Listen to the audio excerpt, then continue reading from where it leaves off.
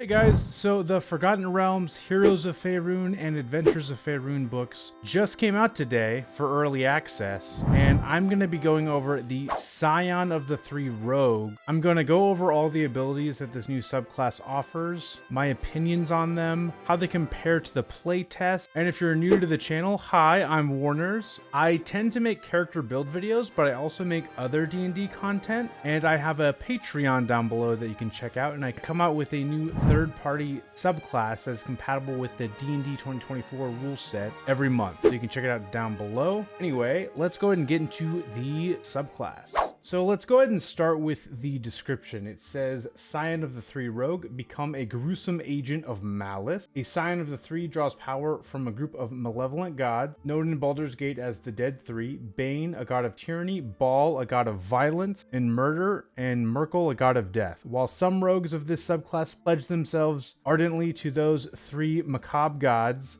others are thrust on this path by a curse. Either way, a Scion's power manifests as various occult gifts, as well as an uncanny talent for striking and terrifying foes. Scions of the Three are most common in Baldur's Gate, where the Dead Three lived as mortals before ascending to godhood. Underground cults to Bane, Bhaal, and Myrkul often count Scions of the Three among their most useful agents. Outside of Baldur's Gate, secular thieves guilds such as the Shadow Thieves of Amon or Xanathar's Guild in Waterdeep might call a Scion of the Three to undertake any especially violent contract. This is almost word for word what it was in the playtest. I posted a video going over the playtest, and I specifically made a video just about this rogue. I'll play a clip real quick on my opinion about the Bloodthirst ability. So level 3, we have Bloodthirst. If your sneak attack hits a bloodied creature, which is a creature at half health, it's an old 4E mechanic, and now it's back in 5E. The target takes extra damage of the weapon's type equal to half your rogue level rounded up, which is odd. There's not a lot of things that round up, so that's kind of nice, but not really that big of a difference. In addition, when an enemy you can see is reduced to 0 hit points, you can take a reaction and teleport to an unoccupied space you can see within 30 feet of yourself. You can then make one melee attack. You can use this reaction a number of times equal to your intelligence modifier, minimum of once, and you regain all expended uses when you finish a long rest. Okay, so basically, Bloodthirst, it does half the damage of the Assassin Rogue, but the Assassin Rogue can only do that damage on the first round of combat, and you can do this anytime a creature is at half health or lower. So I feel like that's totally fair. But then this whole mechanic where they can take a reaction when a creature is reduced to 0 hit points, to teleport to a creature and then attack them with one melee attack, it oddly incentivizes you to not kill things fully and wait till your allies kill things so that you can get a second sneak attack off on your off turn, which makes me feel like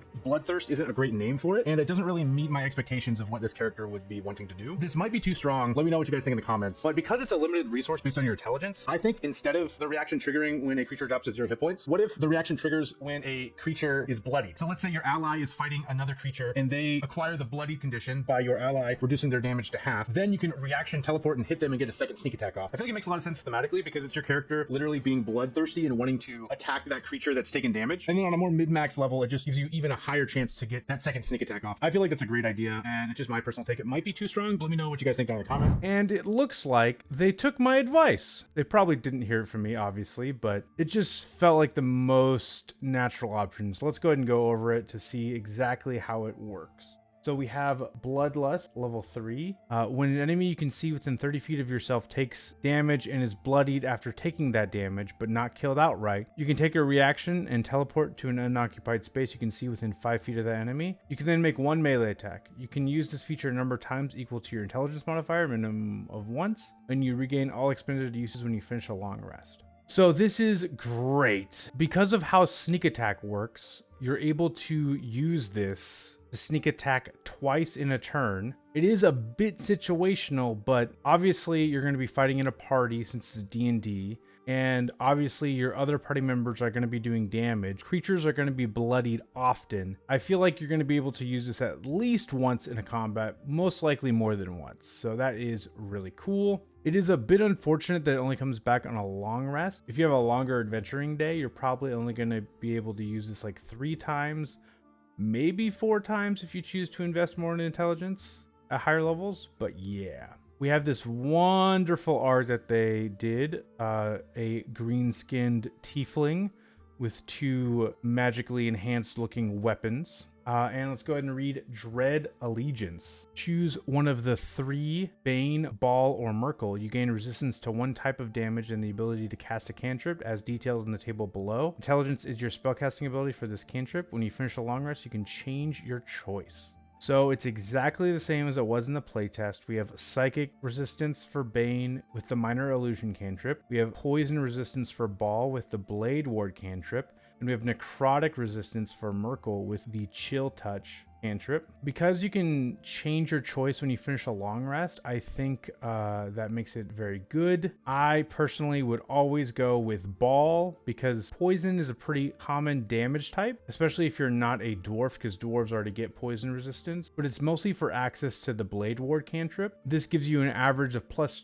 to your AC as a concentration spell, and you're not a spellcaster, so you're not going to be concentrating on anything else anyway. It does take an action to cast, but considering you might be able to attack with your reaction anyway, it could be worth using. Especially because the Bloodthirst ability specifically only works with melee attacks, so you're going to want to have your melee weapon out, and you're probably going to be a more melee focused rogue anyway. There's a later ability that makes this choice a bit harder, but for now, yes, definitely going with the Bhaal option most of the time.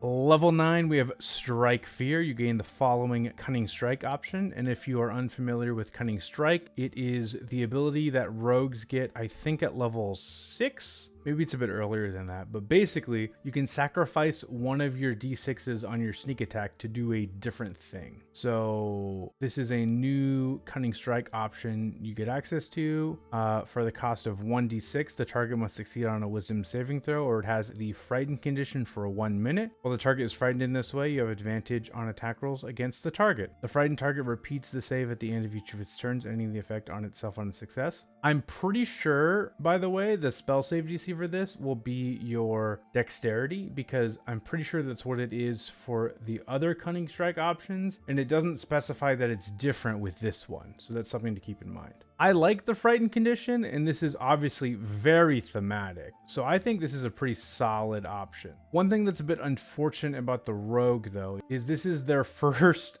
subclass feature since level 3, so I tend to want these to be a really powerful ability. This definitely isn't really powerful, but it is thematic and it is kind of a nice option. Then we have level 13, Aura of Malice. They unfortunately didn't change this ability at all, I'm pretty sure, but let's go ahead and read it. You radiate malignant power associated with one of the dead 3. When you use your Bloodthirst and teleport, each creature of your choice within 10 feet of either the space you left or the destination space your choice takes damage equal to your intelligence modifier. The damage type is the same as the damage resistance granted by your choice in the Dread Allegiance feature. Damage dealt by this feature ignores resistance. Okay, so it is different now. It's pretty cool that you can choose whether the damage happens where you left or where you're going. That gives you more options, so that's new. They also added that the damage dealt by this feature ignores resistance. Unfortunately, my original complaint for this ability was that the best choice is the poison resistance one, but then when it comes to this ability, the worst choice is the poison option, because so many creatures are immune to poison damage.